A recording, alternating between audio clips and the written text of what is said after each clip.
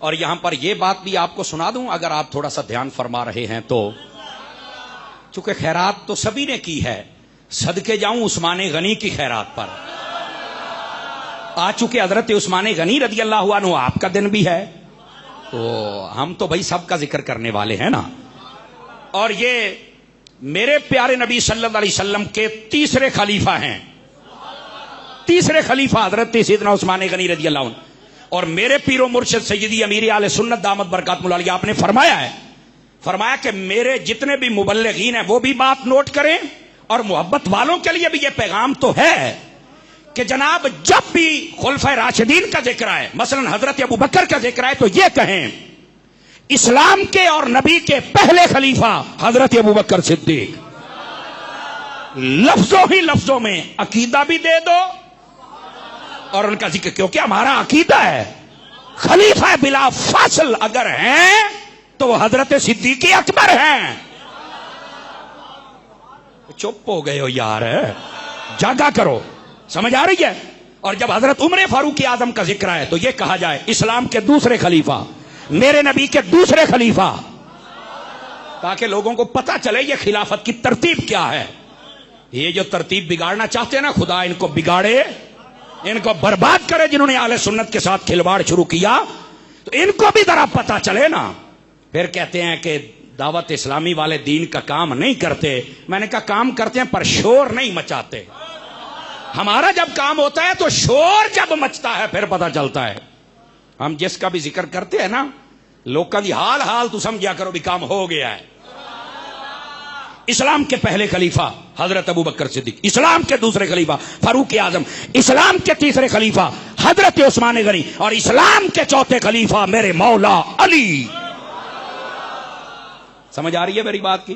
اس طریقے کے ساتھ آپ حضرات بھی جب بھی کہیں ذکر ہو تو آپ بھی جب ذکر ہو تو ایسے ہی ذکر کیا کریں، حضرت ابو بکر صدیق کیا کرنا گزر جایا کریں، اسلام کے پہلے ذکر کیا کریں، اگلے نو پتہ لگ گئے بندہ سائیاں آڑا ہے۔ سمجھ آ رہی میری بات کی؟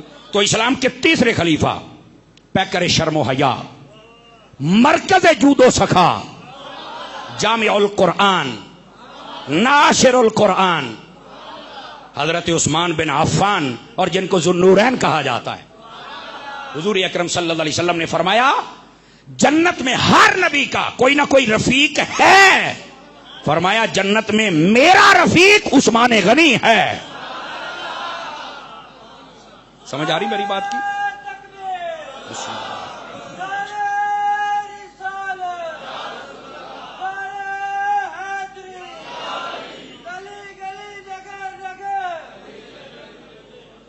اللہ آپ کو خیر و برکت عطا فرمائے۔ توجہ ہے جی سب حضرات کی؟ بول سکتے ہیں سبحان اللہ؟ عزیزان مکرم، حضرت سیدنا عثمان غنی رضی اللہ تعالیٰ عنہ، آپ کی سخاوت پر ایک جملہ دوں اور چیک کروں کہ آپ کو سمجھ آئی ہے کہ نہیں آئی ہے۔ اے جڑے سجے کبے بیدے بیٹھے ہو، پریشان بیٹھے ہو یا گوڈے پھڑی بیٹھے ہو، چھڑ کے بہت ترکڑے ہو کے بہت جملہ آوے۔ حضرت عثمان غنی رضی اللہ تعالیٰ عنہ وہ شخصیت ہیں جنہوں نے بے شمار موقع پر آقا کریم علیہ السلام کی خدمت میں مال و دولت پیش کیا، اور ایسا پیش کیا نبی پاک نے خود تعریف فرمائی، جناب جبرائیل نے فرمائی، میرے رب نے بھی فرمائی، قرآن مجید کی آیتیں آئیں، 16 یا 18 آیتیں حضرت سیدنا عثمان غنی کے حق میں نازل ہوئی ہیں۔ سمجھ آئی؟ خیرات کا یہ انداز تھا۔ تبوک کے موقع پر جب مال و دولت دیا، اتنا دیا، نبی پاک صلی اللہ علیہ وسلم نے نا ان کے پیسے اپنے سامنے رکھے اور پیسوں میں ایسے ہاتھ مار رہے تھے، ایسے جو میں الٹ پلٹ کرتا ہے نا، ایسے کر رہے تھے، اور آپ نے اس وقت فرمایا عثمان آج تو بات تو جو مرضی کر، تو پکا جنتی ہے، میں کہہ چھڑیا ہے۔ لیکن اس کے باوجود حضرت عثمان غنی نے عمل نہیں چھوڑا کہ بس حضور نے کہہ دیا تو پکا جنتی جو مرضی کر، لیکن آپ نے عمل نیک نہیں چھوڑا۔ اور جذبہ کتنا تھا، جب بھی قبر کو دیکھتے تھے اتنا روتے تھے، داڑھی مبارک آنسوں سے تر ہو جاتی تھی۔ لوگ پوچھتے تھے کہ آپ کو تو جنت کی بشارت ہے مصطفیٰ نے عطا فرمائی، آپ پھر روتے ہیں؟ تو آپ کہا کرتے تھے اسی نبی سے میں نے یہ بھی سنا ہے، یہ قبر آخرت کی منزلوں میں سے پہلی منزل ہے، جو اس میں کامیاب ہو گیا آگے ہر منزل میں کامیاب ہو جائے گا، جو یہاں پھنس گیا وہ آگے ہر منزل میں پھنس جائے گا۔ کہا کہ حضور نے کہا اس میں کوئی شک نہیں، لیکن اللہ سے ڈر تو لگتا ہے نا، اپنے دل کے اندر ذرا خوف خدا بھی پیدا کرو۔ حضرت سیدنا عثمان غنی رضی اللہ عنہ یہ آپ کا جذبہ تھا۔ حضرت سیدنا عثمان غنی کی سخاوت کا عالم ایک ایک موقع پر دیکھنے والا۔ لیکن میں نے کہا تھا ایک جملہ عرض کروں، جب حضور مدینہ میں تشریف لائے نا تو یہاں ایک کنواں تھا، بیر روما جس کو کہتے ہیں، یہودی کے پاس تھا نا، تو وہ پانی نہیں بھرنے دیتا تھا، اور جب بھرنے دیتا تھا تو پیسے لے کے نبی پاک نے فرمایا پانی کے لیے آسانی ہونی چاہیے۔ عثمان غنی نے سنا، فرمایا میرے یار کی چاہت ہے، پورا تو میں کروں گا نا۔ آپ اٹھ کے گئے، کہنے لگے سودا کر۔ اچھا، وہ سودا کرنے کا بھی ہر بندے کو ڈھنگ نہیں نہ ہوتا۔ کئی بندے سمجھتے ہیں کہ زمین کا فرنٹ میں نے بیچ لیا نا تو پچھلی میں آپ پہ بیچ لواں گا، لیکن اسے یہ نہیں پتا ہوتا کہ لینے والا کس ترکیب سے لے رہا ہے۔ سیانا بندہ ہونا چاہیے، تجارت میں عقل مندی ہونا بڑا ضروری ہے۔ حضرت عثمان غنی نے کہا بھی سودا کر۔ اس نے کہا جی کیسے کرتے ہو؟ قصہ مختصر بالکل شارٹ کرتا ہوں۔ آپ نے فرمایا کہ کیسے دے گا کنواں؟ اس نے کہا بھی بات یہ ہے، کنواں دینے کے لیے میری شرط یہ ہے کہ ایک دن پانی آپ بھریں گے، ایک دن ہم بھریں گے، لیکن آپ کو اس کی 4000 دینار قیمت دینی ہوگی۔ بعضوں نے 6000، زیادہ 12000 تک کے الفاظ ملتے ہیں۔ حضرت عثمان غنی نے فرمایا ڈن ہو گیا، ایک دن ہم بھریں گے، ایک دن آپ بھریں گے۔ اچھا، وہ سیانا تھا کہ چلو کوئی نہیں، ایک دن مسلمان بھریں گے، دوسرے دن میں جانا تو میرا کاروبار جانے۔ حضرت سیدنا عثمان غنی رضی اللہ عنہ آپ نے کمال فرمایا، حضور کی خدمت میں بتا حضور یوں سودا کیا ہے۔ نبی پاک بڑے خوش ہوئے، بڑے خوش ہوئے، کیا دعاؤں سے نوازا۔ فرمایا عثمان پھر اعلان کیسے کرنا ہے؟ سب احباب توجہ فرمائیے، محبوب کریم علیہ السلام کی خدمت میں کس محبت سے کہا ہوگا میرے عثمان غنی نے، ہائے ہائے وہ کیسا سما ہوگا، وہ کیسا منظر ہوگا۔ بندہ بہت دور چلا جاتا ہے جب محبوبوں کی بات کرتا ہے۔ تو فرمایا کہ حضور جیسے آپ اعلان کریں۔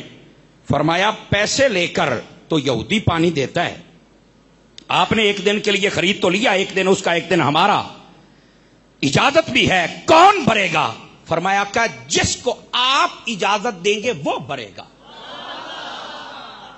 فرمایا پھر ہم تو کسی کو نہیں روکیں گے۔ فرمایا ہم بھی محسوس نہیں فرمائیں گے۔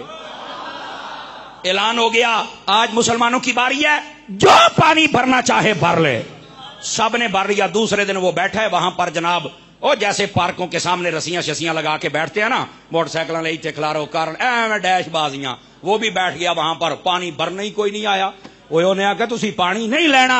انہیں آخیا سخی ہوے عثمان ورگا تے پانی تیرا پیویے، وہ نہیں ہوگا جناب، بس ختم بات۔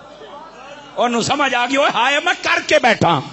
عثمان غنی کے پاس آ گیا، پہلے لوگ آتے تھے، ہوں آپ آندا پہ ہے، کہتا ہے باقی دا بھی لے لا۔ فرمایا سمجھ آ گئی یہی، بتا کتنے پیسے؟ نے بتایا، آپ نے سارے دے دیے۔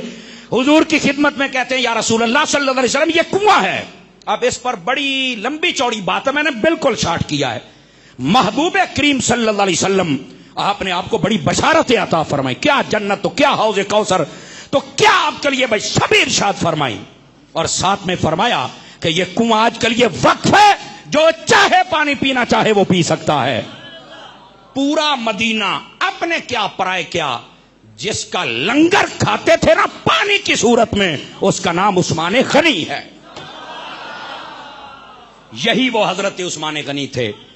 جب وقت شہادت قریب آیا، 40 دن کے لیے آپ کو آپ کے کمرے میں بند کر دیا گیا تھا، نہ اندر سے کوئی چیز باہر گئی نہ باہر سے اندر آئی۔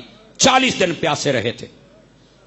امام علی مقام کربلا میں 3 دن پیاسے رہے تھے۔ سمجھ آ رہی ہے؟ ان کی بھی بات ہم کرتے ہیں، کیوں نہ کریں؟ میرے نبی کے پیارے نواسے جو ہیں، کیوں نہ کریں ہم؟ لیکن مدینہ شہر میں جس پر 40 دن پانی بند رہا، میں پوچھنا چاہتا ہوں لوگوں، اس کا ذکر تم کیوں نہیں کر سکتے؟ کیا مسئلہ کیا ہے؟ اب بات سمجھ آ رہی ہے ابھی سبھی حضرات کو؟ یہ ہوتی ہیں 2 نمبریاں۔ جزاک اللہ، اللہ آپ کو خیر و برکت عطا فرمائے۔ یہ 2 نمبریاں ہوتی ہیں جن کو ننگا کرنا ضروری ہوتا ہے۔ گرامی قدر حضرات، سنی وہ ہوتا ہے جس کے ایک ہاتھ میں دامن صحابہ ہو اور دوسرے ہاتھ میں دامن اہل بیت ہو۔ اچھا یہاں پر یہ جملے کا لطف بھی لیجئے، چونکہ میں اعلیٰ حضرت کا ملنگ ہوں اور حضرت عطار کا مرید ہوں، جملے کا لطف لینا. ایک ہے دامن ہے ہاتھ میں، دامن چھوڑنا نہیں. میں کہتا ہوں یہ جو دور چل رہا ہے نا، چھوڑنا بڑی دور کی بات ہے، دامن اتنی قابو سے پکڑو کہ ڈھیلا بھی نہ ہو، اتنی مضبوطی سے پکڑو کہ دامن ڈھیلا بھی نہیں ہونا چاہیے. ٹنا ٹن سنی، T T S, Tina ton سنی بن جاؤ. سمجھ آ رہی ہے؟ کربلا والوں کا بھی ذکر کرو، مدینے والوں کا بھی ذکر کرو. یہ اہل سنت کا رویہ اور مزاج ہے. اور حضرت عثمان غنی کی سخاوت تو آپ کے ساتھ میں نے صرف ایک پانی کی بتائی ہے، ورنہ حضرت عثمان غنی رضی اللہ تعالیٰ عنہ اگر آپ کی بات میں بتاؤں کہ آپ کتنی سخاوت کرتے ہیں، آپ ویسے حیران رہ جائیں.